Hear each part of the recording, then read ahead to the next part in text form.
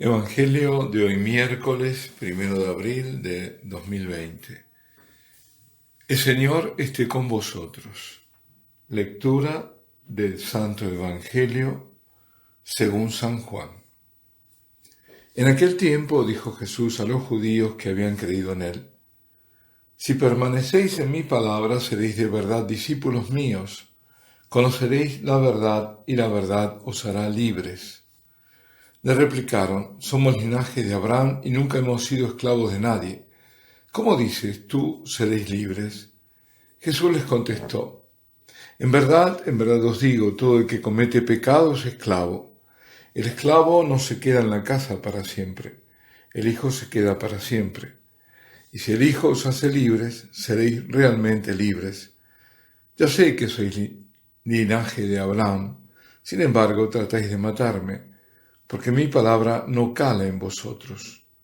Yo hablo de lo que he visto junto a mi Padre, pero vosotros hacéis lo que le habéis oído a vuestro padre.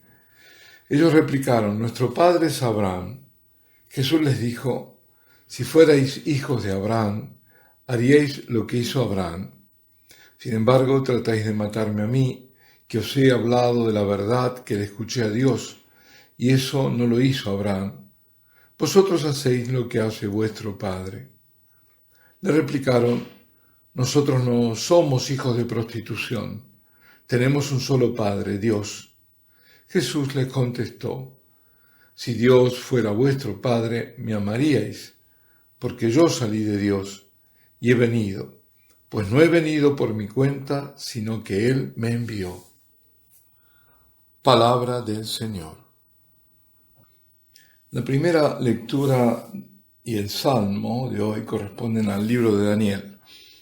En la lectura, Ananías, Azarías y Misael, con sus nombres babilónicos de Sidrac, Misac y Abdenago, se niegan a rendir culto a los falsos dioses y prefieren el tormento y la muerte en el fuego 7 veces más ardiente. Bueno, Dios les manda un ángel, los rescata, y Nabucodonosor concluye bendiciendo al Dios de Israel, al verdadero Dios. Los primeros mártires también morían porque se negaban a rendir culto a los falsos dioses, a los dioses paganos. El pecado de idolatría es gravísimo, porque es el pecado contra el primer mandamiento. Claro que hubo algunos que se dijeron, ¿no?, que, bueno, ¿qué importa si quemo un poco de incienso? Como me obligan, total, lo quemo, ese ídolo, a mí no me importa, yo no creo en este, solo creo en Dios verdadero. Pero así salvo el pellejo. Bueno, esos eran los laxos. Eran perjuros que simulaban para que no los matasen. Otros, en cambio, prefirieron dar testimonio del Dios verdadero, dar su sangre, tanto que mártir, la palabra griega, significa testigo, pero como los primeros mártires dieron testimonio con su sangre, de ahí vino a decir que mártir es aquel que muere por Cristo. Bien, eso les pasó, por ejemplo, a los mártires de Otranto. Bueno, en español creo que se dice Otranto, pero en italiano es Otranto. Fueron más de 800 hombres que fueron decapitados por las hordas musulmanas. Sí, religión de paz. Bueno, dejémoslo ahí.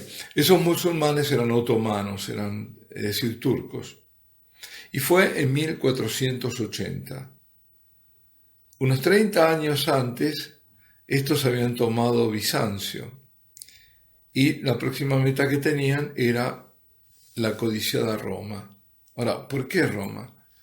Roma era una pequeña ciudad en ese momento, en aquella época, porque era la sede apostólica. Y el enemigo del demonio es Cristo, porque es Dios. Satanás quiere desde siempre plantarse en Roma, gobernar desde Roma, y su primera aproximación es a través de ídolos. Como advierte San Pablo a los Corintios, en su primera carta, Los ídolos son demonios. Que esto nos quede claro.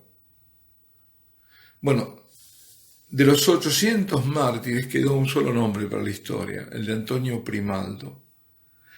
Todos eran anónimos, pescadores, artesanos, pastores, agricultores, de esa ciudad pequeña de Otranto. Otranto tendría en ese momento unos 15.000 habitantes. Ahora, lo importante cuando uno recorre el relato es imaginar el grado de la gracia para poder resistir. Simplemente porque además todo eso duró 2 semanas, el asedio y todo. Es decir, simplemente resistir a lo que estaban viendo sus ojos. Desde las murallas veían el 29 de julio de 1480, avistan desde las murallas una inmensa flota. Y en ella vienen a bordo 18.000 soldados. Otranto, hay que decir que es la ciudad más cercana a Oriente de toda Italia, la más oriental. En ese momento, bueno, la ciudad estaba amurallada, tenía su histórica catedral, la tiene, ¿no? Erguida en los años 1000, 5 siglos antes. En esa catedral justamente habían recibido la bendición 12.000 cruzados, bajo el mando del normando Bohemundo de Altavilla, Altavilla. Iban a liberar al Santo Sepulcro, es decir, iban a protegerlo en los demás lugares santos de Tierra Santa y a liberar cristianos de allí. Qué mala fama tienen las cruzadas cuando fueron tan importantes. Bueno, pero eso daría para mucho más. Bueno, además, Otranto también había llegado a San Francisco en 1219 a su regreso de Tierra Santa y ya era conocido, lo recibieron con grandes honores. Bueno, sería muy interesante seguir todo el relato histórico, pero solo comentaré algunos hechos para darnos idea de la heroicidad de aquellos hombres. Lo que bajo una visión sobrenatural nos permite apreciar la magnitud de la gracia de Dios. En la ciudad había una guarnición de 400 soldados. Cuando los musulmanes la asedian, estos logran escapar y dejaron a los habitantes sin defensa, es decir, a su propia defensa, ¿no? Y los invasores proponen la rendición, dicen que van a respetar la vida de hombres y mujeres. Pero los asediados, los de Otranto, se niegan. Las bombardas turcas abren una brecha, irrumpen la ciudad, masacran a quienes se encuentran y llegan hasta la catedral donde muchos se habían refugiado. Derriban la puerta, ahí está el arzobispo con sus vestimentas pontificales, con un crucifijo en mano, y lo conminan a no nombrar más a Cristo. El arzobispo se llama Estéfano, en cambio los exhorta a la conversión y ahí mismo lo decapitan. Y cuenta la crónica que hubo un cura apóstata, lamentablemente, y ese miserable trató de persuadir a los cristianos para que abrazaran al Islam. Antonio Primaldo, que era sastre de profesión y de un hombre ya de edad avanzada, habló ahí en nombre de todos, diciendo: todos queremos creer en Jesucristo, Hijo de Dios, y estar dispuestos a morir 1000 veces por Él. Y luego se dirigió a sus conciudadanos, los exhortó a salvar las almas para el Señor. Contestaron todos que preferían 1000 veces morir antes que renegar a Cristo. Y el primero en morir por decapitación fue Primaldo. Pero aquí hubo un gran prodigio, cuentan también, y lo contaron también testigos oculares, que hubo un prodigio, porque su cuerpo, cuando lo decapitan, queda erguido, inmóvil, y los musulmanes tratan de bajarlo y no pueden. Entre los verdugos hubo uno que al ver el milagro se declaró cristiano y ahí mismo fue ejecutado. Bueno, durante el proceso de beatificación de estos 800, en 1539, 4 testigos oculares refirieron el prodigio de Antonio Primaldo, que permaneció en pie después de la decapitación y la conversión y martirio del verdugo, todo. Así lo cuenta uno de ellos, Francesco Cerra, que en 1539 tenía 72 años. Dice, Antonio Grimaldo fue el primer asesinado y sin cabeza estuvo firme en pie. Ni todos los esfuerzos del enemigo lo pudieron abatir, hasta que todos fueron asesinados. El verdugo, estupefacto por el milagro, confesó que la fe católica era la verdadera e insistió en hacerse cristiano, y esta fue la causa por la que, por orden del Bajá, fue condenado a la muerte de palo. Ahora, ¿por qué todo este relato? Bueno, primero porque es interesante, pero hay otros dos motivos principales. El primero porque de la narración de Daniel se puede dudar en cuanto a su verdad histórica. Por ejemplo, no se sabe no hay noticia de que Nabucodonosor se hubiese convertido al Dios verdadero. Pero no de Otranto, ahí están todos los documentos que lo atestiguan. Y ahí también los cráneos de los decapitados. Yo los vi. Impresionante, ¿no? Están todos ahí, como en una pared. Y segundo, lo hago para que notemos el contraste de lo ocurrido en octubre del año pasado en el Vaticano, en la colina donde fueron martirizados nada menos que los primeros cristianos, y en la misma basílica donde reposan los huesos de San Pedro. Y contraste con esto. Eso fue algo que a algunos nos espantó, ¿no? Ver incluso en las cámaras, ¿no? Parecía una cosa irreal, pero que a la mayoría los dejó sin cuidado, indiferentes, como si fuese normal, digamos. ¿Qué pasó? Se rindió culto a la Pachamama, un ídolo. Y esto es gravísimo. Y es gravísimo que pocas voces se han alzado, y hasta el día de hoy no ha habido ninguna corrección, ningún pedido de perdón, ningún desagravio, ningún acto público de reconsagración, que es lo que corresponde. Una total indiferencia. A pasar hoja como si nada hubiese ocurrido, a otra cosa. Pero a Dios se le ofendió y la ofensa quedó. Y si nadie repara, reparamos nosotros y le pedimos perdón. Todo aquello, la Pachamama, nos pareció realmente un sueño, mal sueño. Tenía tanto de irreal.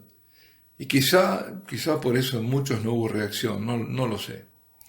Sé que ahora también esto del virus parece un sueño, un mal sueño, del que aún no hemos despertado.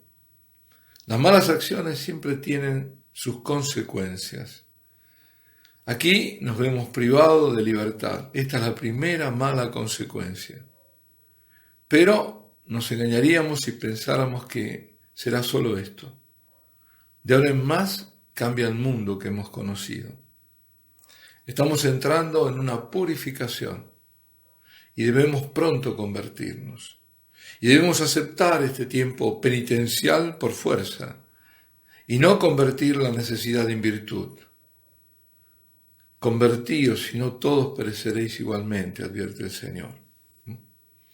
Y a propósito del culto ese hecho en los jardines del Vaticano a la Pachamama y de su ingreso a San Pedro, y también del haber estado sobre un altar en una iglesia carmelita, dijo un obispo del Amazonas en su momento, y lo voy a recordar ahora, el brasilero Monseñor Ascona, dijo: fue un escándalo, y no fariseo, para millones de católicos en el mundo entero, especialmente para los pobres, los débiles, los desprotegidos de la Amazonía, los más afectados por este impacto idólatra. Ellos sintieron lo más íntimo, al menos en la Amazonía brasileña, porque eres obispo ahí, este ataque contra la fe cristiana, contra la convicción eclesial de que la única reina de la Amazonía es Nuestra Señora de Nazaret, Madre de Dios, Creador y Redentor. Ninguna otra madre, ninguna otra Pachamama andina o de donde fuera, y tampoco ninguna Iemanjá. Iemanjá es otra diosa pagana de los brasileños, ¿no? Es culto afroamericano. Pues, queridos hermanos, termino aquí, no temamos a la verdad, porque como nos dice hoy el Santo Evangelio, el Señor en el Evangelio, ella la verdad nos hará libres. Enemigo de la verdad no es simplemente el error o la mentira. El enemigo de la verdad es el pecado. El Señor dijo, en verdad os digo, todo el que comete pecado es esclavo, y si el Hijo os hace libre, seréis realmente libres. Solo Cristo, hermano, solo Cristo. Alabado sea Jesucristo. Sea por siempre bendito y alabado.